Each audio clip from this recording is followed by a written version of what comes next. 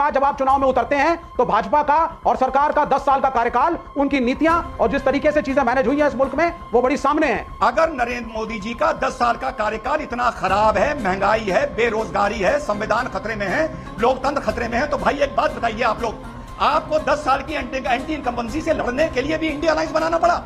10 साल की anti incumbency और इतनी बुराइयों के बाद अकेले लड़के जीत लीजिए ना। बीजेपी आपको इंडिया अलायंस बनाने की जरूरत क्यों पड़ी? अब अनुराग भाई बताएंगे कि वो अखिलेश यादव जी के इस बयान से संतुष्ट हैं या इसका वो विरोध करना चाहते हैं आज नेशनल टीवी पर। एक पार्टी का प्रवक्ता हूं, मुझे मौका नहीं मिल रहा है, लेकिन आप विशेषज्ञ को मौका दे रहे हैं और उससे मुझे सवाल भी पूछवा रहे हैं, इसलिए कि आपको बधाई तो बनती है हमेशा, आपके लिए तालियां तो बनती कि भाई आप कैसा पक्षपात कर रहे हैं कि मैं बैठा हूं, मुझसे नहीं सवाल पूछ रहे हैं। आप कह रहे रिजवान जी सवाल पूछिए, रिजवान जी बीजेपी का प्रवक्ता सवाल पूछिए। तो आज के इस वीडियो में रिजवान अहमद अनुराग भदौरिया को धो दिए, क्योंकि अनुराग भदौरिया डिबेट में आकर क्या बोल रहा था उसे खुद पता नहीं चल रहा था। मतलब कोई भी कुछ उसे सवाल कर रहा था, खासकर रिजवान अहमद, तो जवाब देने के बजाय अपने मन से कुछ भी बोले जा रहे थे। तो इसी बात पर रिजवान अहमद को गुस्सा आया और उसका एक कर्म नहीं छोड़े अच्छे से धो दिए अनुराग भदौरिया को, जिसके बाद अनुराग भी चिल्लाने लगा, पर ज़्यादा वो कुछ बोल नहीं पाया, अपनी ही बेइज्जती कराया है अपना मुंह खोलकर। वीडियो आपको जरूर अच्छा लगेगा, इसलिए अंत तक जरूर देखिएगा आज की धुलाई को। तो चलिए सीधे शुरू करते हैं देखना। एक लाइन में बता दूं, एक लाइन में आप पूछ रहे थे कि बहुसंख्यकवाद क्या है जी। जब बहुसंख्यक अब संख्यकवाद पर सवाल पूछने लगे, तुष्टीकरण पर सवाल पूछने लगे, झूठे सेकुलरवाद पर सवाल पूछने लगे, उसको बोला जाता है बहुसंख्यकवाद, जो 2014 नहीं बल्कि 13 से तभी मोदी जी सत्ता में आए, बहुसंख्यक ने पूछना शुरू कर दिया था। अब सेकुलरवाद ये चाहते हैं कि झूठे सेकुलरवाद पर, तुष्टीकरण पर और अकलियतवाद पर सवाल मत पूछो, पूछोगे तो तुम्हारी तुलना हिटलर से, रशिया से और नाजियों से की जाएगी। ये तो है भाई डेफिनेशन। बाद जब आप चुनाव में उतरते हैं तो भाजपा का और सरकार का 10 साल का कार्यकाल, उनकी नीतियां और जिस तरीके से चीजें मैनेज हुई हैं इस मुल्क में, वो बड़ी सामने है कि एजेंडा क्या है। It may or may not be written in the manifesto, but everybody knows कि संघ का एजेंडा क्या है।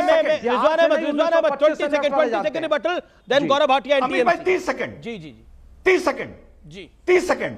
अमीश भाई, अगर नरेंद्र मोदी जी का 10 साल का कार्यकाल इतना खराब है, महंगाई है, बेरोजगारी है, संविधान खतरे में है, लोकतंत्र खतरे में है, तो भाई एक बात बताइए आप लोग, आपको 10 साल की एंटी इनकम्बेंसी से लड़ने के लिए भी इंडिया अलायंस बनाना पड़ा। 10 साल की एंटी इनकम्बेंसी और इतनी बुराइयों के बाद अकेले लड़के जीत लीजिए ना। और बीजेपी आपको इंडिया अलायंस बनाने की जरूरत बीजेपी को नीतीश कुमार क्यों चाहिए, बीजेपी को अजीत पवार क्यों चाहिए, बीजेपी को नीतीश कुमार क्यों चाहिए, बीजेपी को अखिलेश यादव चाहिए? अगर उनकी एंटी इनकम्बेंसी चाहिए, क्योंकि 300 सीट से 350 पहुंचना है, 300 सीट से 350 पहुंचना है। हमारा भी वही है, हम भी इसलिए लड़ रहे हैं कि हमारा भी 400 का टारगेट है, तो ये थोड़ी ना सिलेक्टिव हो सकते हैं। आप 350 सीट के लिए लड़ रहे हैं क्या? आप 350 सीट के लिए लड़ रहे हैं क्या? हमने देखते हैं, इनसे पूछा गया कि आपने इंडिया अलायंस क्यों बनाया है। बीजेपी ने जो काम किया है, कई लोकसभा में वो 60% पड़ने वाला वोट पा रहे हैं, और अगर भारतीय जनता पार्टी ने इतना वोट बढ़ा लिया है तो कम से कम हम लोगों को भी रणनीति बदलनी पड़ेगी जी। अब मेरा सवाल है, ये बात मैंने नहीं बोली और भाटिया भाई ने भी नहीं बोली, ये कॉन्क्लेव में 10 दिन पहले अखिलेश यादव जी ने बोला कि इंडिया अलायंस इस मारे बनाना पड़ा क्योंकि भाजपा ने अपने काम से बहुत सी लोकसभा में 60% वोट तक पहुंचा दिया है। अब अनुराग भाई बताएंगे कि वो अखिलेश यादव जी के इस बयान से संतुष्ट हैं या इसका वो विरोध करना चाहते हैं आज नेशनल टीवी पर। ओके अनुराग जी, अब देखिए अमीश जी, मैं एक पार्टी का प्रवक्ता हूं, मुझे मौका नहीं मिल रहा है, लेकिन आप विशेषज्ञ को मौका दे रहे हैं और उससे मुझे सवाल भी पूछवा रहे हैं, इसलिए कि आपको बधाई तो बनती है अमीश जी, आपके लिए तालियां तो बनती है कि भाई आप कैसा पक्षपात कर रहे हैं कि मैं बैठा हूं, मुझसे नहीं सवाल पूछ रहे हैं। आप कह रहे रिजवान जी सवाल पूछिए, रिजवान जी बीजेपी का प्रवक्ता सवाल पूछिए, अब आप सवाल मुझसे पूछिए, मैं जवाब दूंगा। बताइए क्या है अमीश जी। देखिए सवाल ये, आपके सवाल 3 थे, जब मैंने शुरू किया था तो आपने 3 सवाल पूछे थे। एक, मुख्तार अंसारी के यहां क्यों गए? मैं आपको बताता हूं, इस लोकतंत्र में, प्रजातंत्र में ताकत किसके पास है? जनता की अदालत के पास है। जनता की अदालत सुप्रीम अदालत होती है। वही जनता लगातार उस परिवार को जिताती आ रही है। अगर जेल में था तो भी 5 बार जीता, बेटा जीता, फिर उसका भाई जीता, फिर उसका भतीजा जीता। जनता जिता रही है, हम नहीं जिता रहे हैं। और जिसको जनता जिताती है उसका सभी सम्मान करते हैं। वो लोकसभा में बैठता है और राज्यसभा में बैठता है, जाके यहां विधानसभा में बैठता है। दूसरी बात, जिस तरह की बात भारतीय जनता पार्टी ने कही, मैं पूछना चाहता हूं, लोकसभा में यहां पे 763 सदस्य हैं। आप बताइए कितने सदस्य हैं जिनके ऊपर आपराधिक संगीन मुकदमे हैं? संगीन मुकदमे आपराधिक, वो हैं 154 सदस्य। सवाल ये नहीं है, सवाल यह है कि भारतीय जनता पार्टी के पास जवाब नहीं होता है। सवाल यह है कि भारतीय जनता पार्टी से पूछा जा रहा है कि बिलियनर क्यों बढ़ते चले जा रहे हैं। 2014 में 100 थे, 2024 में 186 हो गए। गरीब होता जा रहा है। किसान की इनकम बढ़ती जा रही, 27 रुपए पर डे आ गई, लेकिन अरबपतियों की संपत्ति 280% बढ़ गई। कहां से भाई? देश में कर्जा 205 लाख करोड़। ये बात आपने 10 मिनट पहले भी बोली, इसी दमखम के साथ बोली। Okay, you made your point Rizwan Ahmed, Anurag की बातों का जवाब। बात पूरी नहीं हुई, हो गई सर, 2.5 मिनट हो गए, you made your point. 10 second और दोगे, यू मेड योर पॉइंट, मैं आपको आगे चांस दूंगा। Rizwan Ahmed 40 second, Rizwan Ahmed 40 second, 40 second. Rizwan Ahmed, Amish भाई, रिप्लाई टू अनुराग भदौरिया। अमीश भाई, फिर से अपना बड़ा मासूम सा सवाल दोहरा रहा हूं। कोई भी तीनों में से चाहे जवाब दे दे। अगर अनुराग नहीं देना चाहते, विचलित हो रहे हैं, कोई बात नहीं। अखिलेश यादव जी ने 4 दिन पहले कॉन्क्लेव में बोला कि इंडिया अलायंस इस मारे करना पड़ा क्योंकि भाजपा ने अपने काम से कहीं 60% वोट तक पहुंच गई है।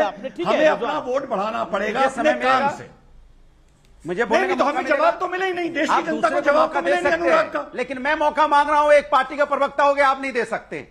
आप बताइए, मैं मौका 10 सेकंड मांग रहा था, नहीं दे सकते। आप 4 बार बुलवा चुके हैं, मुझे दूसरी बार भी 10 सेकंड बात पर एग्री करते हो। मैं क्यों जवाब दूं? मैं जवाब दूंगा जनता को। पर एग्री करते हो, इनको जवाब दे दे। अब मैं अपनी बात कर रहा हूं।